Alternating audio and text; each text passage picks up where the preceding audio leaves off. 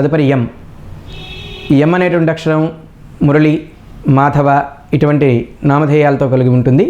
ఈ ఎంతో స్టార్ట్ అయ్యేటటువంటి వారు, అక్షరం స్టార్ట్ అయ్యేటువంటి నేమ్స్ కలిగినటువంటి వాళ్ళు ఎవరైతే ఉంటారో వారికి ఈ సంవత్సరాంతం వరకు కూడా అనుకోని విధంగా లాభాలు రావడం అనేటువంటిది జరుగుతుంది.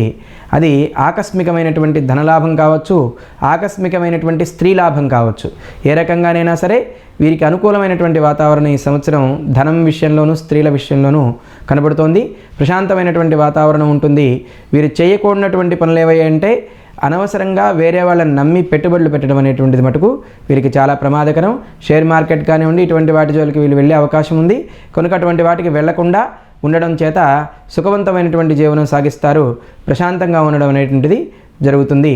వీరు తప్పనిసరిగా కేతువు వీరికి అధిపతి కనుక, ఆయన మోక్షకారకుడు కనుక ఖచ్చితంగా శివారాధన చేయడం మూలకంగా మంచి ఫలితం అనేటువంటిది రావడం జరుగుతుంది. వీరు గురువారం రోజున ఆకుపచ్చ ఒత్తితో దీపారాధన చేయడం మూలకంగా మంచి ఫలితం వస్తుంది. మినుములు సంవత్సరాంతంలోపు 2 సార్లు దానం ఇవ్వడం చేత అనుకూలమైనటువంటి ఫలితం పొందుతారు వీళ్ళు.